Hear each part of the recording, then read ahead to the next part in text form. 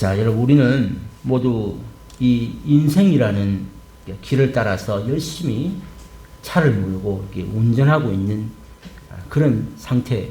아직 운전이 여기 있는 모든 분들은 그 운전이 끝나지가 않았습니다. 운전하고 있는 중이에요. 그런데 우리가 예수 믿기 전에는 그 운전대를 누가 잡았느냐? 내가 잡았다는 거예요. 이 인생의 길을 따라 막 우리가 운전을 하고 있는데 믿기 전에는 그 운전대를 내가 잡았어. 내 인생의 모든 삶의 결정권이 나에게 있었습니다. 이게 믿기 전의 삶입니다. 그러나 예수를 믿고 난 후에 우리 성도는 변하게 됩니다. 어떻게 변하느냐? 그 삶의 운전대를 하나님께 맡기게 됩니다. 내가 결정하고 내가 하고 싶은 대로 살았던 이 인생의 운전대를 하나님의 말씀 앞에 하나님이 원하시는 대로 이끌림을 받는 그런 삶으로 변화가 되는 것이죠. 그래서 여러분, 신앙생활에서 가장 중요한 것은 바로 이 주도권이다. 인생의 운전대를 누가 잡고 있느냐, 이게 주도권이에요. 여러분 가정에서도 남편과 아내가 있지만 다 주도권이 다 다릅니다. 어느 가정은 남편이 주도권을 쥐고 있는 가정이 있고 어느 가정은 요즘 아내들이 쥐고 있는 가정들이 많지 않습니까? 주도권. 똑같은 거예요.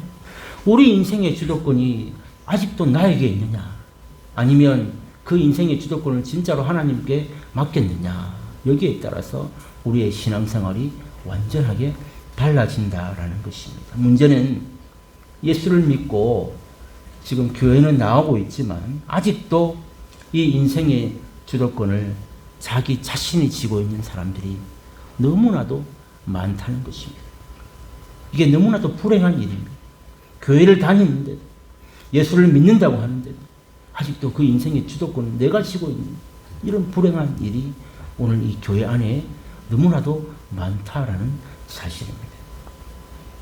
여러분, 우리가 그 인생의 주도권을 하나님께 맡겼다면 우리가 삶을 어떻게 살아야 될까요? 인생의 주권을 하나님께 맡겼어. 운전대가 하나님께 있어요. 그러면 우리가 어떻게 살아야 될까? 여러분, 자신이 하나님의 역할을 대신하지 말라. 이 얘기를 하고 있는 오늘 이 짧은 11절, 12절 말씀이 이 얘기예요.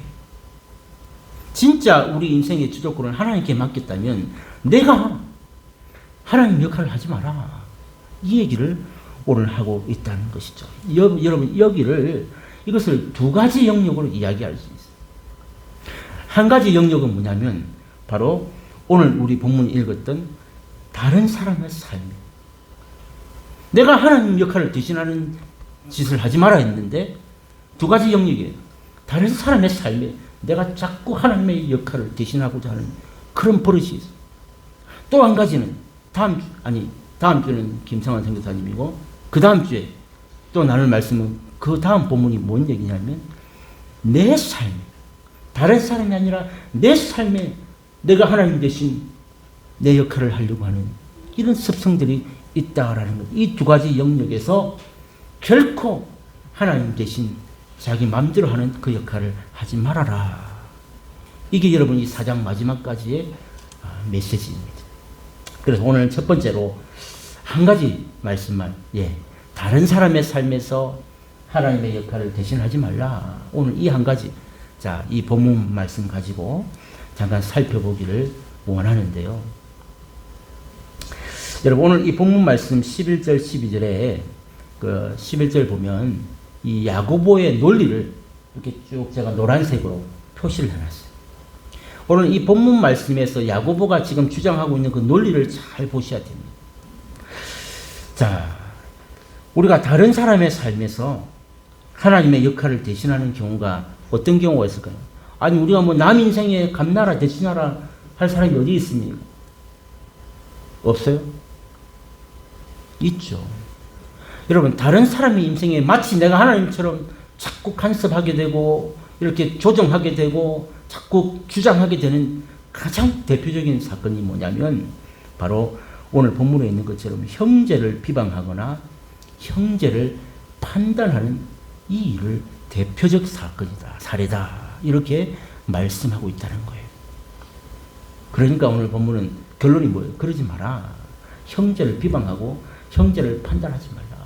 그러지 마라 라고 말씀합니다. 여러분, 왜냐하면 우리가 이 형제를 비방하고 형제를 판단하면요, 그것은 어떤 일이 있냐면, 야고보의 논리를 잘 보세요. 내가 그냥 형제 비방, 형제 판단했는데 그것이 하나님의 율법을 비방하고 판단하는 것이 된다라는 논리. 왜 그래요? 하나님의 율법이니까 뭡니까? 서로 사랑하라. 이게 가장 첫째 되는 계명. 서로 사랑. 첫 번째는 하나님 사랑. 두 번째는 이웃 사랑. 그러니까 우리는 서로 사랑해야만 하는 존재예요. 그런데 사랑은 둘째치고 형제를 비방하고 형제를 판단한다 자체가 이건 율법에 어긋난다는 거예요. 율법을 비방하고 판단하는 것이 되는 것이다 라는 것이죠.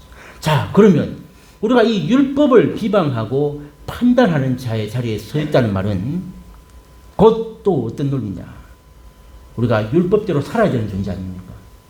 그렇죠? 하나님의 말씀 앞에 순종하며 그 말씀대로 따라야 하는, 오늘 본문에 말하면 율법의 준행자다. 이게 우리의 직책입니다. 직분. 우리는 율법의 말씀대로 따라 살아야 하는 준행자인데 그 말씀대로 지키지 아니하고 형제를 마음대로 비방하고 형제를 마음대로 판단한다?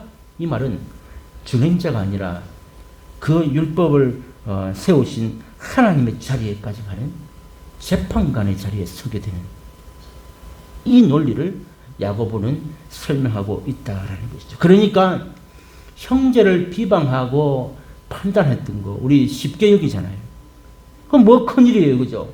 뭐 내 기분이 안 좋으면, 내 마음에 안 들면 마음대로 얘기하는 게 편견, 뭐 핀잔, 판단, 조롱, 비방 얼마나 많이 우리 입에서 나옵니까? 별거 아니라고 생각합니다. 어떤 사람들은 남 씹는 맛에 사는 사람도 있습니다. 그러니까 입만 열면 남 욕이. 그걸 기쁨으로 낙으로 삼아요. 오늘 저 사람의 약점이 뭘까? 오늘 저 뭔 짓을 하고 있는지. 직장에 가거나 어딜 가거나 똑같은 사람이 있습니다. 이걸 낙으로 삼고 그걸 똑똑한 것으로 생각하는 사람들이 있어요. 그러나 우리가 이렇게 쉽게 생각했던 이 문제가 형제를 비방하고 형제를 판단하는 이 일이 결국 어디가 인갑니까? 하나님의 율법을 넘어서 하나님의 역할을 대신한, 마치 자기가 하나님 자리에 서 있는 재판관의 자리에까지 가게 된다라는 사실. 여러분, 이 얼마나 무서운 죄예요. 우리는 이 무서운 죄를 인지하지 못한 채 함부로 비방하고 함부로 판단하고 조롱하는 일들을 수도 없이 하고 살았다라는 것을 보게 되는 것입니다. 자, 그런데 여러분, 오늘 이 본문에는 조금 이해해야 될 여러 가지 요소들이 있습니다. 그냥 이 본문의 말씀만 가지고 딱 보면 뭔가 막혀요. 다 이해가 안 돼요.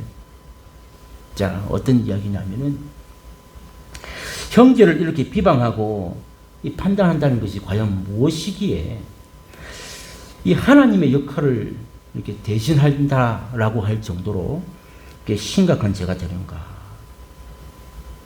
여러분, 저는 이 부분에서 조금 걸렸습니다. 형제 비방, 아니 이보다 더한 죄가 얼마나 많습니까? 그죠?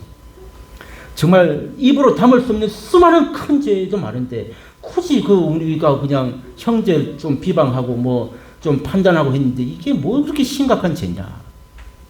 이런 마음이 딱 여기 막혀요. 들기도 합니다. 아니, 그러면 또 이렇게 반문할 수 있습니다. 그럼 우리는 어떤 경우에라도 이렇게 형제를 비방하거나 판단하면 안 된다는 말인가? 여러분, 어떻게 생각하세요? 오늘 이 본문만 보면 그런 거 아니에요. 어떤 경우에도 비방하거나 판단하면 안 된다는, 재판관이냐 이러잖아요. 하지 마라. 마치 이런 말이 되는 거예요. 그렇다 치면은, 여러분, 지금까지 야고보서로 오늘 4장까지 왔는데 여러분 야고보서를 한번 자세히 한번 살펴보세요. 야고보는 어떻게 이야기하고 있습니까? 1장부터 쭉 살펴보면 시험에 들지 마라 그러잖아요. 그리고 말씀을 듣기만 하지 말고 그 들은 대로 행하라 이렇게 말씀했지 않습니까? 그런가 하면 서로 차별하지 마라. 그리고 그 다음에는 이 말 조심해라. 이렇게 계속해서 지금 야고보는 우리에게 계속 교훈을 주는데, 또 지난주에 뭐예요? 세상과 벗하지 마라. 두 마음을 품지 마라.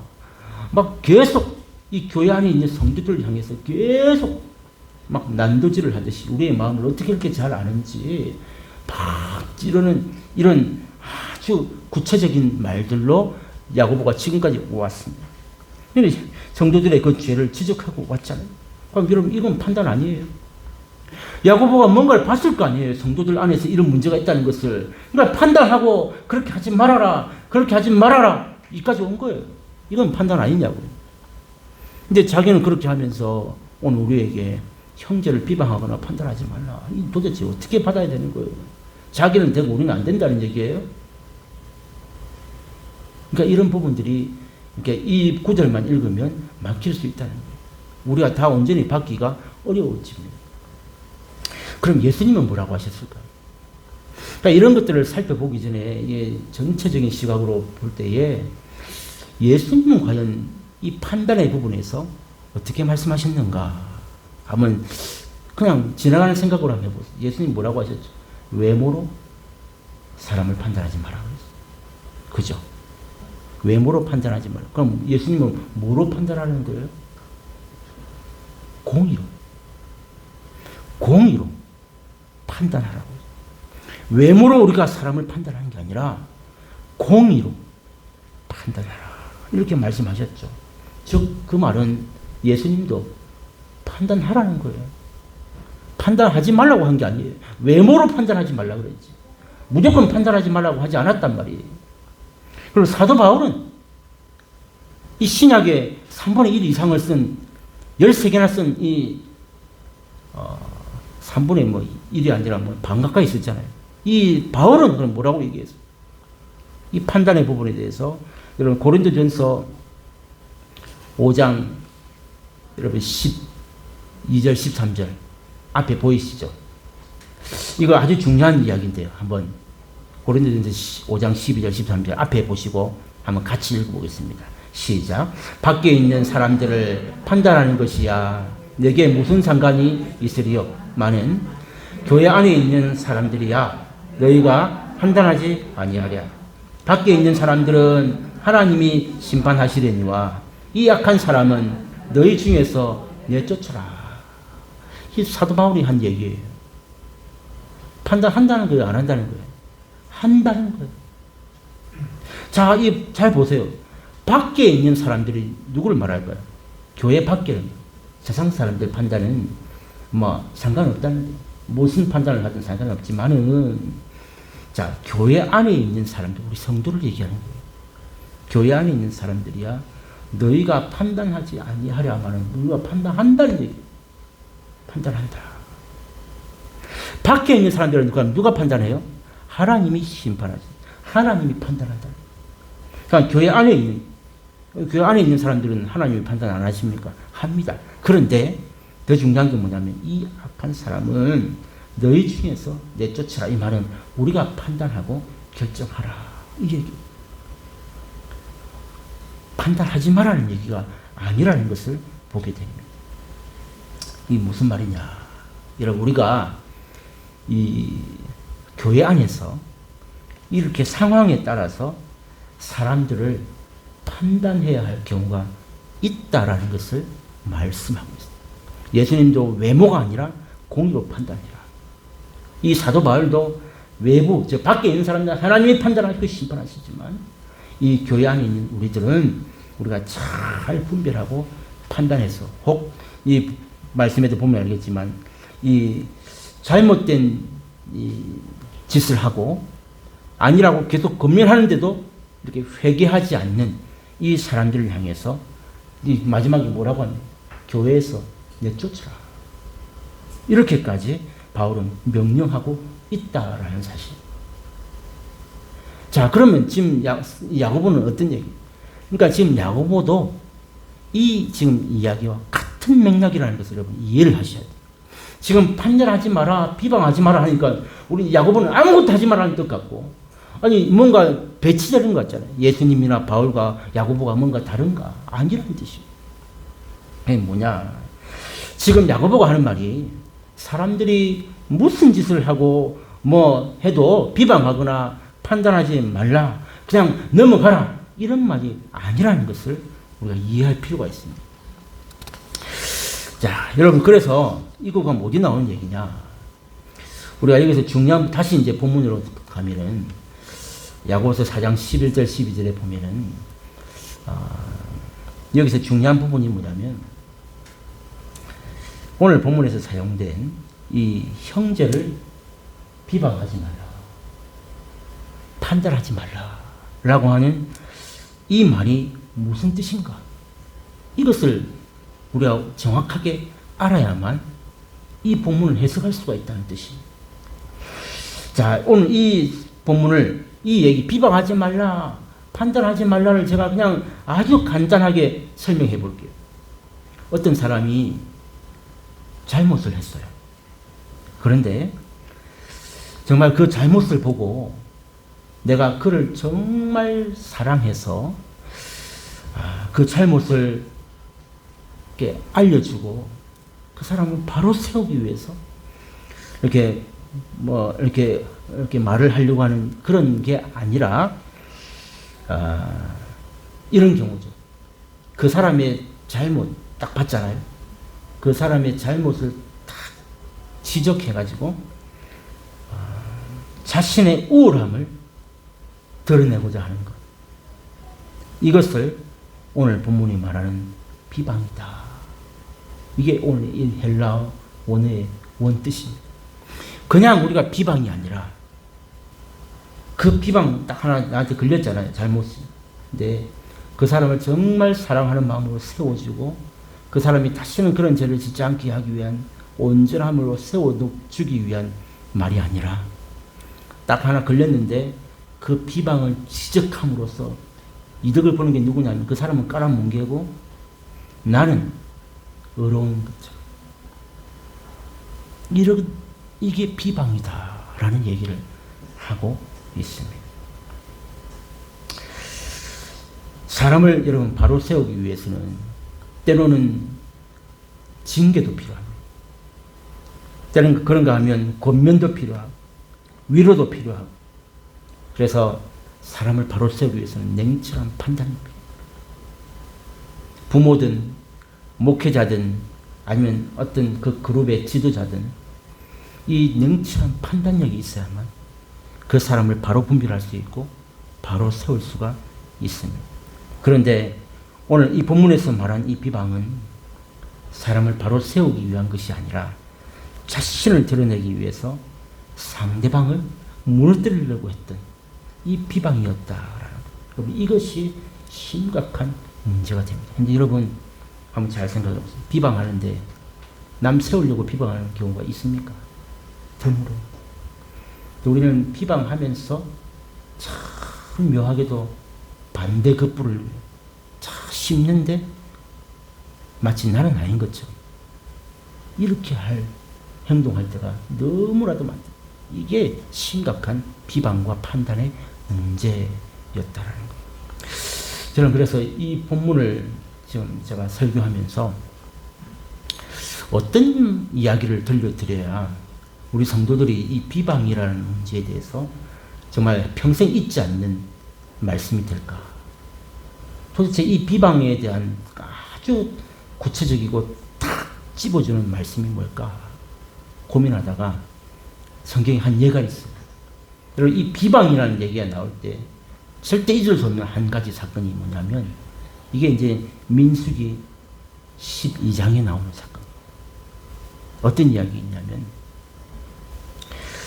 자, 모세가 이 구스 여인을 이렇게 첩으로 삼는 내용이 나옵니다. 오늘 본문에도 잠깐 이렇게 비춰놨는데 모세가 그 이스라엘의 지도자인 이 모세가 그 구스 여인을 첩으로 삼았다는 것입니다. 자, 그런데 아론과 미리암이 막 모세를 비난하기 시작합니다. 그런데 하나님께서 결과적으로 여러분 이 12장 얘기를 다 아시죠? 막 비난하는데 하나님께서 어떻게 판단하셨느냐. 여러분 이게 중요한 거예요.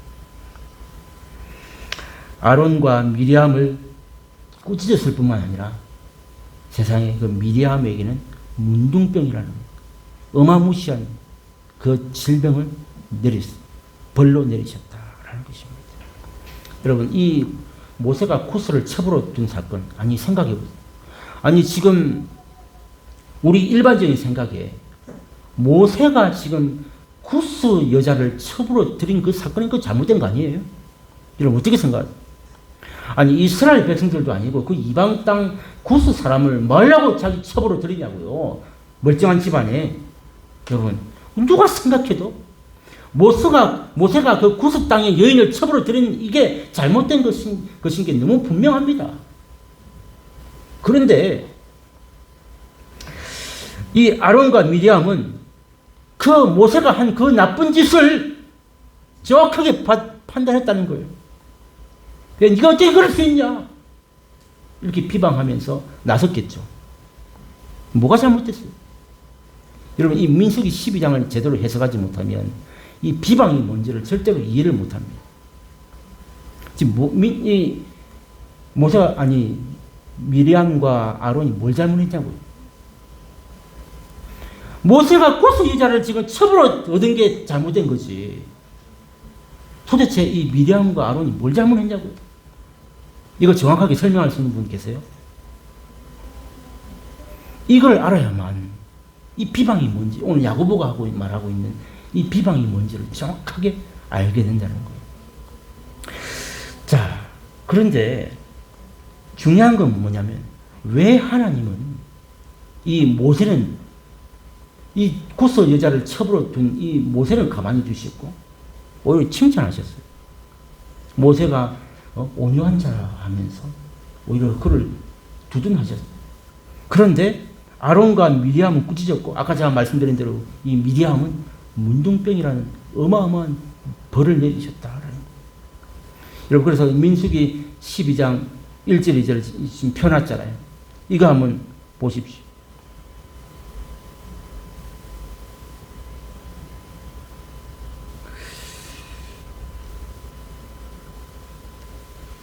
제가 한 말 그대로 지금 나와요.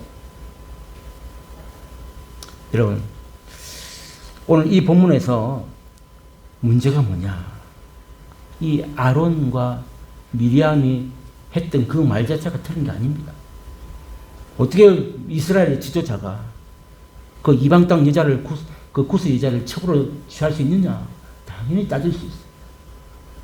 그들의 말이 틀린 게 아니라 오늘 이들의 행동 가운데 문제가 뭐냐면 맨 마지막 줄에 보면 여호와께서 이 말을 들으셨더라 그랬어요. 성경에는 여러분 한 줄도 이유 없이 기록된 구절이 없다 그랬잖아요. 여호와께서 이 말을 들었다 그랬어요. 어떤 말을 들었느냐? 그 위에 보세요. 좀 중간중간 보면 그들이 이르되 여호와께서 모세와만 말씀하셨느냐? 우리와도 말씀하지 아니하시느냐. 근데 이 얘기를 하나님이 들으셨다. 이렇게 이야기하고 있는 거예요. 이게 오늘 본문의 핵심이에요. 이 12장 사건의 핵심이 그들이 왜 모세를 비방했느냐. 이게 여기에 정답이 있다는 거예요. 본질이 있다는 거예요. 하나님이 그래서 이걸 들었다. 얘기를 하고 있어요. 즉 오늘 그 아론과 이 미리암이 이렇게 비방한 것은 모세를 세우기 위한 충언이 아니었다라는 것을 보게 됩니다. 뭐였냐? 모세가 했던 이 행위, 그 실수를 이렇게 공격해가지고 자신을 드러내기 위한 그런 비방이었다. 그래서 그들이 굳이 필요 없는 말을 언급한 이 이유가 뭐냐? 그들이 이렇게 이르렀잖아요. 여호와께서 모세와만 말씀하시느냐? 우리와도 말씀하지 아니하시느냐? 이거 없어도 되는 얘기예요. 근데 굳이 모세와만 하나님 말씀하신 거 아니라 우리와도 말씀하시지 않느냐?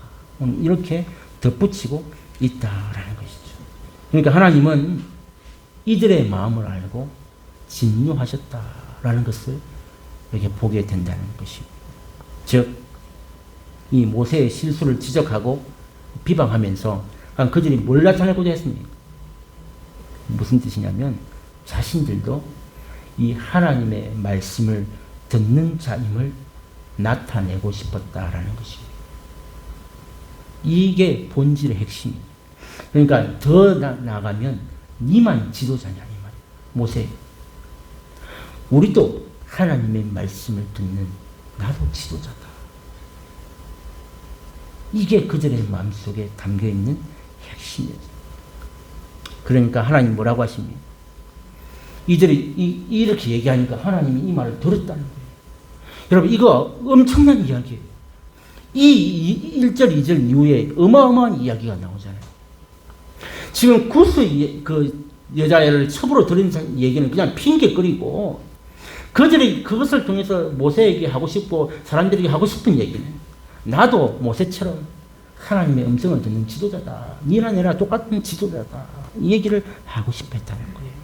이게 하나님 들으셨다는 거예요. 그래서 하나님께서 이례적으로, 여러분 이런 본문은 신구약 어디에도 없어요. 하나님이 이들의 말을 듣고 지금 이 두 사람에게 어마어마하게 길게 설명을 해줍니다. 야, 하나님의 생각을 이렇게 길게 나열한 데가 여러분 어디 있는가 한번 찾아보세요. 이런 데가 없어요. 자, 여러분 6절을 한번 보세요. 이 얘기에 하나님이 6절부터 이제 뭐라고 얘기하시냐면은, 자, 너희 중에 이제 선지자가 있다 칩시다. 우리 중에 선지자가 있으면 하나님께서 어떻게 하셨느냐 하면, 내가 환상으로, 그죠? 환상으로 알리기도 합니다. 선지자를 통해서 환상을 보이시잖아요. 또 한 가지는 뭐예요? 선지자가 있으면 꿈으로 말씀하기도, 꿈으로 보여주시기도 하시지 않습니까? 이게 선지자의 역할이었어요. 그 당시에. 구약시대에는 선지자가 하나님을 대언하는 자였어요. 그러니까 선지자가 우리 가운데 있다 치면 하나님이 환상도 보여주시고 꿈도 보여주시고 계시도 보여주시고, 그래서 그 선지자가 하나님이 이렇게 말씀하십니다. 이게 하나님의 말씀이 되는 거예요. 그러니까 이사야, 예레미야 이런 선지자들이 다 이랬다니까요. 꿈을 보고 환상을 보고 계시를 보고 기록한 게 성경책이에요. 이게 선지자의 역할이었단 말이에요. 자, 그런데 7절에 보세요. 내 종 모세와는 그렇지 아니하니. 이게 7절이에요. 하나님이 선지자를 세워서 꿈도 주시고 환상도 주시고 계시도 주시지만 하나님은 이 모세에게는 꿈도 환상도 안 준다는 거예요. 왜 안 줬을까요? 8절에 보세요. 자, 그 안 주신 이유가 나와요. 모세와는 하나님이 직접 대면한다는 거예요. 선지자는 하나님을 직접 볼 수가 없어요. 그래서 잘 때 환상도 주시고 꿈도 주시고 계시도 주셔서 그때 기록해가지고 그 성도들에게 가르쳐줬지만, 이 모세는 그럴 필요가 없는 거예요. 하나님과 모세가 직접 대면한다. 그런 내 형상을 직접 본다는 거예요. 여러분, 그 구약시대에 하나님의 형상을 본 자는 다 죽었어요. 근데 하나님의 형상을 보고 살아있는 사람 누구예요? 모세 한 사람밖에 없어요. 하나님을 본 자는 다 죽어야 돼요. 그 거룩하심 앞에 이 죄인인 우리 인간은 설 사람이 없어요. 이 우리 죄인의 이 모습이. 그런데 모세는 하나님 앞에서 그 형상을 보고 하나님을 대면해도 죽지 않을 만큼 내 종 모세는 이런 자다라고 지금 설명하고 있는 거예요. 그런데 너희가 어찌하여 내 종 모세를 비방하기를 두려워하지 아니하느냐. 이게 무슨 말입니까? 미리암과 아론이 아무리 모세 옆에서 같이 하나님의 음성을 들었다 할지라도 모세하고 미리암이나 그 아론하고는 같다 다르다. 다르다. 그냥 다른 게 아니라 차원이 다르다. 너희 중에 선지자가 있었을지라도 꿈과 계시가 다 해봐야 그게 단데, 내 종 모세는 그게 필요 없는 자. 내가 직접 말한다. 내가 직접 보여주는 자. 아론과 미리암, 니들은 모세하고는 차원이 다른 자야. 지금 이렇게 설명을 아주 이렇게 길게 해주셨다는 거예요. 그게 끝이 아니었어요. 하나님께서요, 그 종 모세를 함부로 비방하고 판단했던 그 결과가 뭐냐. 여러분, 넘어가서 10절에 한번 보여주세요. 10절에 보면, 자, 이렇게 말합니다. 구름이 장막 위에서 떠나갔다. 이게 뭐예요? 그 구름 기둥과 불 기둥이 하나님의 임재의 상징. 그런데 구름이 그 장막 가운데 떠나갔다. 하나님이 그 아론과 미리암과 함께 하지 않는다는 거예요.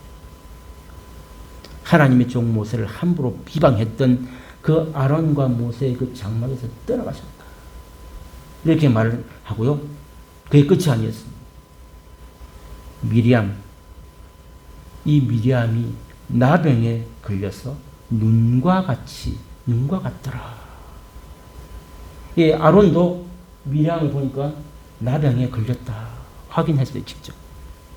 세상에 모세, 하나님의 종을 함부로 비방했는데 그 결과가 하나님의 임재만 떠난 게 아니라 나병이 걸리는 이런 엄청난 벌을 받게 됐다.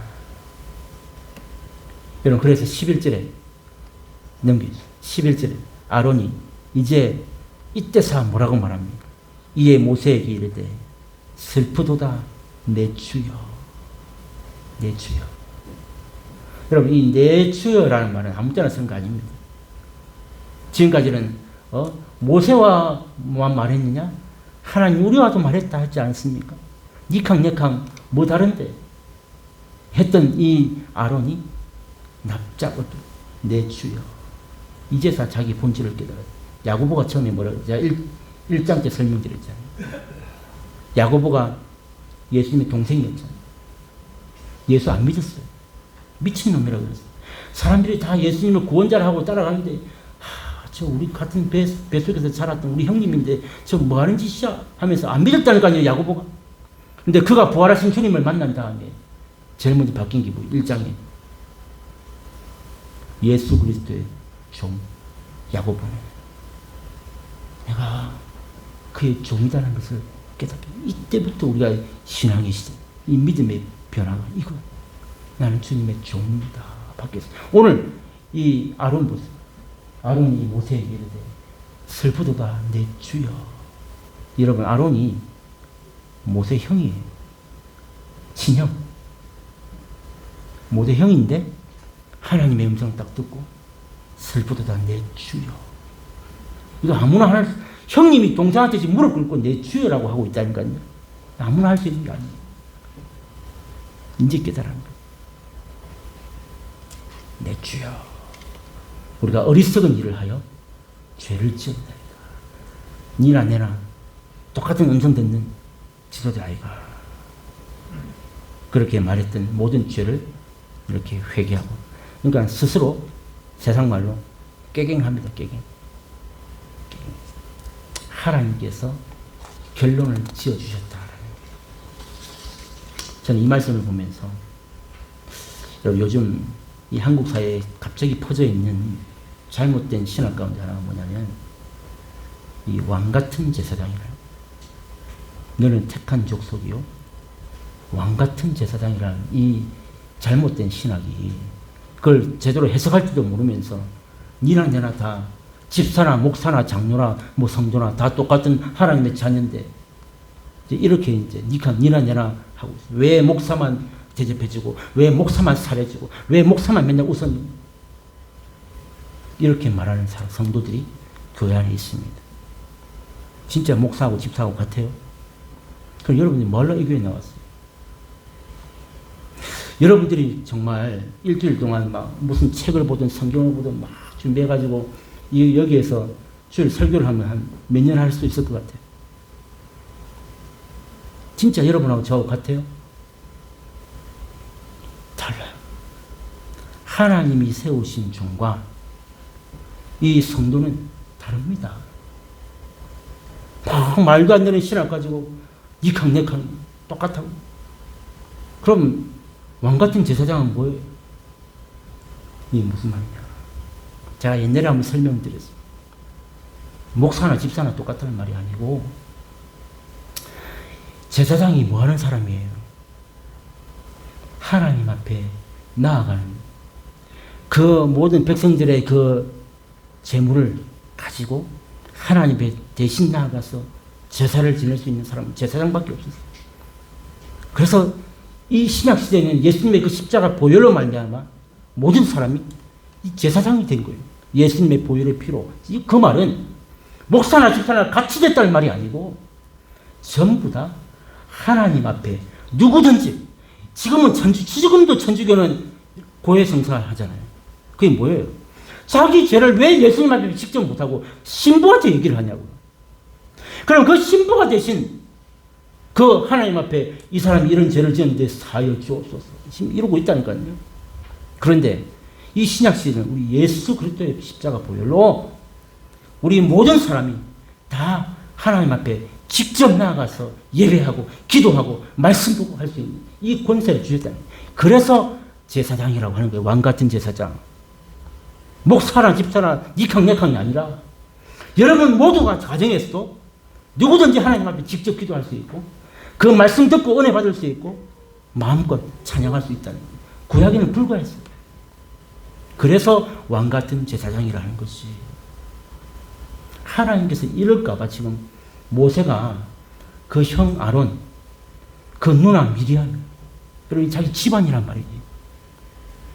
이 비방의 문제를 오늘 형제를 비방하고 판단하지 말라 했잖아요. 여러분, 이 형제라는 이 헬라어가 아델포스라고 해요. 헬라어 원어입니다. 이게 형제라는 단어가 그냥 우리 이 공동체 전체가 한 형제이기도 하지만 아델포스가 뭐냐면 진짜 형제를 말합니다. 누나, 동생, 형님. 이게 형제예요, 형제. 여러분, 그런데 이 형제 가운데서 비방하고 판단하는 일이 제일 많다는 거예요. 한번 돌아보세요. 우리 공동체 안에 있는 이 모든 성도들도 다 형제 자매입니다. 그러나 진짜 문제가 뭔지 아세요? 여러분, 가정을 한번 살펴보세요. 이 형제, 동생, 형님, 누나 사이에 무너져 있는 가정들이 얼마나 많아요. 여러분, 동서들, 뭐 형제들 사이에 식구 많은 사람들 바람 잘 날에 있습니까? 명절 때. 가기 싫다는 사람도 천지 아닙니까? 왜 그럴까? 이 비방의 문제, 이 판단의 문제가 얼마나 무서운지 모릅니다. 여러분, 문제는 우리 안에도 이렇게 비방하려는 마음이 숨어 있다는 거예요. 우리 안에. 그럼 오늘 이 짧은 11절, 12절 이 두 구절이지만 너무너무 중요한 얘기예요. 야고보서는. 우리 안에도 이 비방의 마음이 존재하고 있다는 게 이게 핵심. 여러분, 우리가 누군가의 잘못을 말할 때 한번 자기 자신 한번 잘 돌아보세요. 자기는 그 잘못과 아무런 상관이 없는 것처럼 그렇게 비방하면서 그래서 결국은 자신은 깨끗하고 자신을 드러내려고 하는 이런 속성들. 이 고질병. 그래서 싸움이 나는 거예요. 그 집안이 뒤집히는 거예요. 자기는 아무 죄가 없는 것처럼 얘기하면서 남들을 깎아내리면서 결론이 뭐예요? 그 사람을 세워주기 위한 비방이 아니라는 거예요. 그 사람을 무너뜨려야 마치 내가 좀 더 어렵고 깨끗한 사람처럼 이런 착각하면서 비방하는 이런 일들이 비일비재하다. 여러분, 이 마음이 없는 사람이 어디 있습니까? 지금 여기 저를부터 시작해서 이런 마음이 조금도 없는 사람이 어디 있냐? 고질병. 그래서 오늘 야고보가 하는 말이 뭐냐면 이 문제를 우리가 제어하지 못하면, 이 문제를 우리가 다스리지 못하면 우리는 늘 누군가를 비방하고 또 깎아내리고 거기서 더하면 중상모략을 하고 거기서 더하면 거짓말도 하게 돼요. 없던 일도 만들어내요. 그러다가 거기서 더하면 오늘 본문이 뭐라 그래요? 율법을 주관하는 재판관이 되는 거예요. 즉 하나님을 대신하는 자리에까지 가게 된다라는 사실이에요. 무서운 이야기예요. 이걸 그냥 방치해주면 내가 하나님의 자리에 앉게 되는, 재판관의 자리에 앉게 되는 이 무서운 죄를 범하면서도 모르고 살게 된다. 이런 죄를 범하게 된다는 것이죠. 이 말은 무슨 말이에요? 아까 제가 처음에 말씀드렸죠. 아직도 우리 인생의 주도권을 내 것으로 여기는 자의 특징이라는 거예요. 형제를 비방하고 깎아내리고 판단하고 하는 이 일이 이 인생의 주도권을 하나님께 내어드리지 못한, 아직도 내가 주인이라고 생각하는 사람의 구체적 대표적인 특징이 바로 이 문제다. 비방이다. 판단이다. 라는 것이에요. 하나님께 우리 인생의 주도권을 맡기지 못했기 때문에, 즉 아직도 내가 내 인생의 주도권을 가지고 있기 때문에 형제를 비방하고 판단하는 이 옛 습성을 버리지 못한 것이다. 이게 오늘 야고보가 우리에게 깨우쳐준 핵심 메시지였다는 사실이죠. 사랑하는 성도 여러분, 여러분은 어떤 삶을 살고 계십니까? 한번 돌아보세요. 오늘 이 짧은 시간에 정말 한 얘기밖에 안 했는데 여러분들은 어떤 삶을 살고 계십니까? 정말 인생의 주도권을 하나님께 맡겨드렸습니까? 이거 이해라고 말을 해야 되는데 우리의 삶을 보면 이해가 안 나와요. 왜 우리에게 똑같은 문제가 있거든요. 지난주에 제가 한 성도님과 전화 통화를 하게 됐습니다. 안부도 묻고 뭐 그렇게 하다가 이런 말을 들었습니다. 요즘 목사님 그 설교 말씀이 꼭 우리 남편이 들어야 할 말씀 같습니다. 요즘 지금 계속 지금 야고보가 지금 자꾸 우리를 막 뒤집어 놓잖아요. 그래서 우리 남편이 들어야 할 소리 같습니다. 그래요. 여러분 꼭 기억하셔야 돼요. 우리 남편이 들어야 할 말이기도 하지만 더 중요한 게 뭔지 아세요? 내가 들어야 할 말이에요. 내가. 자꾸 지금 이 말씀 들으면 남 생각납니까? 그게 하지 않냐는 거예요. 내가 보여. 내가. 이 말씀 앞에 형제를 비방하고 형제를 판단하는 이 문제 앞에 맨날 저놈이 그러다가 아니라 내 모습이 그렇다는 것을, 이걸 깨닫지 못하니 오늘 야고보서를 다시 읽어야 돼요.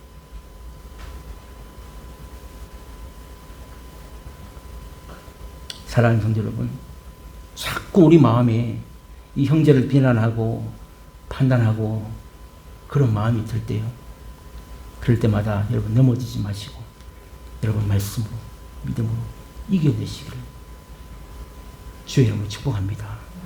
여러분 이겨내셔야 돼요. 씹는 맛에 남들 다 그런데 아닙니다. 마귀는 아까 우리 김원균 집사님 기도하신 거죠. 사탄은 우리를 자꾸 하나님 멀게 하고 하나님 말씀 앞에 가기를 마귀는 너무너무 싫어. 그러니까 우리는 남들처럼 살면 딱 마귀가 좋아해요. 그 중에 대표적인 게 뭐냐면 하나님의 말씀대로 사는 것 자체를 자꾸 마귀는 멀리하게 만든다. 그냥 씹는 것 재미있어 하고 남들 다 그러는데 이러면서 자꾸 이제 말씀과 멀어지는 거예요. 철저하게 우리는 막아요. 단호하게 막아요. 어떻게 해야 될까요? 여러분 자꾸 불평이 나고 비난이 보이고 정말 그럴 때마다 여러분 감사거리를 좀 찾아요.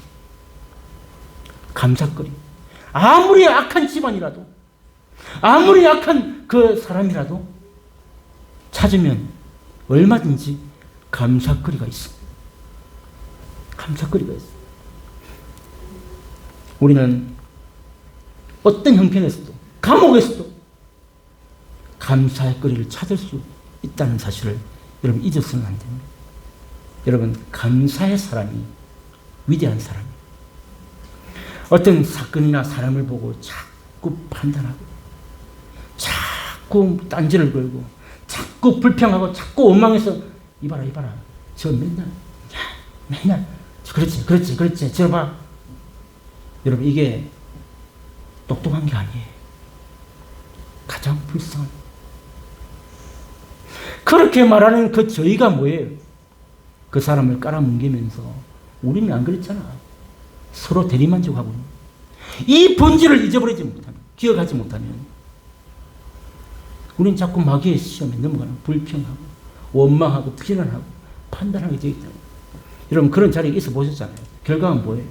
실컷 남용하고 나오면 얼마나 좋아요. 근데 그게 하나님의 자리에 앉아요.